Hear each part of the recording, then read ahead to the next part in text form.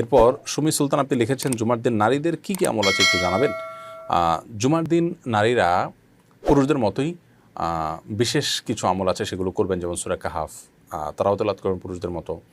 তারপর দুরূদ শরীফ বিশেষ পাঠ করবেন পুরুষদের মতোই, এবং জুমার দিন বেশ দোয়া কবুল হয়, দোয়া করবেন পুরুষদের মতোই। আর এর বাইরে পুরুষদেরকে জুমার সালাতে যাওয়ার জন্য, জুমার দিন ফজরের সালাতটা সপ্তাহের সবচেয়ে উত্তম সালাত, সেটাতে হাজির হওয়ার জন্য পুরুষদেরকে সহযোগিতা করবেন, আগে আগে তুলে দিয়ে আগে আগে মসজিদে পাঠিয়ে দিবেন অতিরিক্ত সওয়াবের জন্য। এগুলোর মাধ্যমে তারা পুরুষের সমপরিমাণ সওয়াব পেতে পারেন। এছাড়া নারী হিসাবে জুমার দিন তাদের জন্য আলাদা কোনো আমল নাই যা পুরুষের জন্য প্রযোজ্য নয়, বরং পুরুষের জন্য প্রযোজ্য আমলগুলো সবগুলোই প্রায় তারা করতে পারবেন, যেটা তাদের জন্য প্রযোজ্য নয় সেটা পুরুষদেরকে করতে সহযোগিতা করবেন। এর মাধ্যমে ইনশাআল্লাহ তারা পুরুষদের সমপরিমাণ সওয়াব লাভ করতে পারেন। এরপরে প্রশ্ন হলো, একজন ছেলে মেয়ের হারাম রিলেশন ছিল, একসময় ওরা অনেকবার জেনা লিপ্ত হয়েছে, এখন ওদের কি করা উচিত? মেয়ের মা সেটি জানতে পেরেছেন, এখন ওই মেয়েরই বা কী করা উচিত? তারা যদি হালাল রিলেশনে চলে আসতে পারেন এবং উভয়ের পরিবারকে সম্মত করে তারা যদি বিবাহের আয়োজন করে বৈবাহিক জীবনে চলে যেতে পারেন এবং কৃতকর্মের জন্য তারা লজ্জিত আল্লাহর কাছে মাপ চান, তো সেই সুযোগ তাদের আছে। আর যদি মনে হয় সেটা কঠিন তাদের জন্য, তারা এক্ষুনি তারা পৃথক হয়ে আল্লাহর কাছে তওবা করতে হবে, পিছনের কৃতকর্মের জন্য ইস্তেগফার করতে হবে। আলামিন সৌরভ আপনি লিখেছেন, বিয়ে মহারণার ক্ষেত্রে একজন স্বামী যদি তার স্ত্রীকে প্রতি মাসে অল্প অল্প করে কিস্তি আকারে পরিশোধ করে, এক্ষেত্রে ইসলাম সেটা কী বলে? দিতে পারে, কোনো অসুবিধা নেই। মহারণা কিস্তি করে ভাগ করে করে দেওয়া যেতে পারে, স্ত্রী যদি অনুমোদন করে আপনি দিতে পারেন। আসান হাবিব আপনি লিখেছেন, আমার একটা গিটার ছিল, কখনো বাজানো হয়নি, শেখার সময় হয়নি, দিনের খাতিরে হারাম থেকে বাঁচার জন্য সেটি বিক্রি করে দিয়েছি, টাকাটি নিজের প্রয়োজন কি ব্যবহার করা যাবে? আর যদি দান করি তাহলে বা সেটা কেমন হবে? দান তো করতেই পারেন আপনি, অসুবিধা নেই, নিজেও ব্যবহার করতে পারেন, তবে এটি নষ্ট করে দেওয়াটা আপনার জন্য অধিকতর উত্তম হতো, যেহেতু এটা দিয়ে আরেকজন হয়তো হারামে লিপ্ত হবে, বিশেষ করে মুসলমান কাছে বিক্রি করে থাকলে।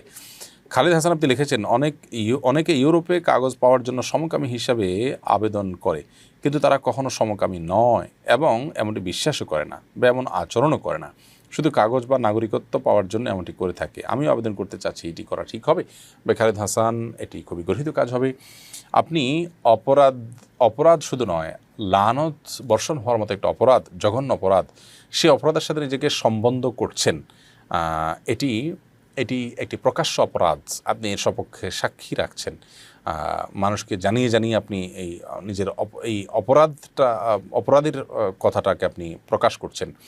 তো নবী সাল্লাল্লাহু আলাইহি ওয়াসাল্লাম বলেছেন, কুল্লু উম্মতি মুআফান ইল্লাল মুজাহিরুন, আমার উম্মতের সবাইকে আল্লাহ তাআলা মাফ করবেন, কিন্তু যারা প্রকাশ্যে কোনো অন্যায় করে সেটা তাদেরকে আল্লাহ মাফ করবেন না। আপনি নিজেকে সমকামী বলাটাই তো অন্যায়, কারণ সমকামী হওয়াটা তো হারাম, সে হারাম এর স্বীকারোক্তি নিজের বেলা আপনি দিলেন, কাজটি আপনি অন্যায় করলেন। বিধায় দুনিয়ার সামান্য কিছু পয়সা কড়ির জন্য নিজের ইমানকে, চেতনাকে, বিশ্বাসকে বা মানুষ বিকিয়ে দিতে পারে না, এবং এটা জায়েজ নেই, এটা আপনার জন্য গুনাহ হবে, হারাম হবে।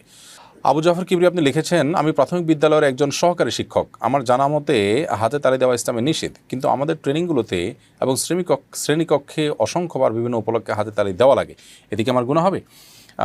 যদি আপনি এটাকে পরিবর্তন করতে পারেন সেটা ভালো, আর যদি পরিবর্তন না করতে পারেন এর ফলে বড় কোনো গুনাহ বা কাবিরা গুনাহ, যেটি ওইরকম গুনাহ হবে না, কিন্তু গুনাহ তো হবে, এর জন্য আপনি আল্লাহর কাছে মাপ চাইবেন এবং যথাসম্ভব এটাকে অ্যাভয়েড করার চেষ্টা তো আপনাকে করতেই হবে।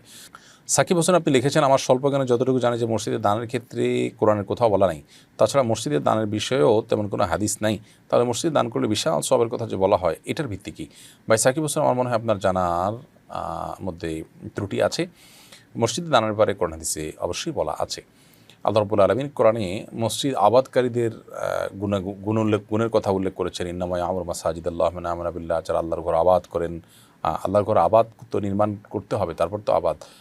তারপর যে ইব্রাহিম আলাইহিসসালাম মসজিদ নির্মাণ করেছেন, সেটার বিস্তারিত বিবরণ আল্লাহ তাআলা উল্লেখ করেছেন। মসজিদকে আপনার তাওয়াফকারীদের জন্য মসজিদের হারামকে পবিত্র করার জন্য নির্দেশ করেছেন আল্লাহ তাআলা।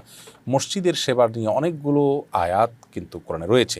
তো মসজিদ নির্মাণ সাধারণ সেবা যদি এরকম ফজিলতপূর্ণ হয়, তারা নির্মাণ সেটা তো ফজিলতপূর্ণ বলাই বাহুল্য। আর তাছাড়া হাদিসে সুস্পষ্টভাবে পরিষ্কারভাবে মসজিদ নির্মাণের অনেকগুলো ফজিলত এবং সওয়াবের কথা বলা আছে। যেমন নবী সাল্লাল্লাহু আলাইহি ওয়াসাল্লাম বলেছেন, মান বানালিল্লাহি মাসজিদান, যে ব্যক্তি আল্লাহর জন্য একটা মসজিদ নির্মাণ করবেন, আল্লাহু লাহু বাইতান ফিল জান্নাহ, ও বানাল, কোন হাদিসে আসছে ওলাও কামাফ হাসে কতাতিন আকুমারদা ফিল হাদিস, অর্থাৎ যদি কেউ একটা পাখির ছোট বাসার মতো করেও মসজিদ বানায়, রূপক অর্থে এখানে বোঝানো হয়েছে যে ছোট্ট মসজিদে যদি বানায়, আল্লাহ তাআলা তার জন্য জান্নাতে ঘর নির্মাণ করবেন।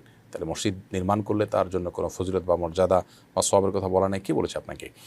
আবার এটি একটা সাদকা জারিয়া, অর্থাৎ যে দান এর ধারা, যে দানের উপকারিতা দীর্ঘকাল মানুষ ভোগ করতে থাকবে। আপনি মসজিদ নির্মাণ করলে মানুষ এখানে সালাত আদায় করতে থাকবে। আর এই ব্যাপারে নবী সাল্লাল্লাহু আলাইহি ওয়াসাল্লাম বলেছেন, মানুষের মৃত্যুর পরেও এই জাতীয় অর্থাৎ যেই ক্যাটাগরির দান এর উপকারিতা দীর্ঘমেয়াদে মানুষ পেতে থাকবে, তার সব পাবে। অতএব হাদিসে তো রয়েছে। তবে হ্যাঁ, এটি ঠিক যে টাকা কালেকশন করার জন্য মন গড়া ভিত্তিহীন কোনো ফজিলতের কথা বললে সেটি অবশ্যই পরিহার্য।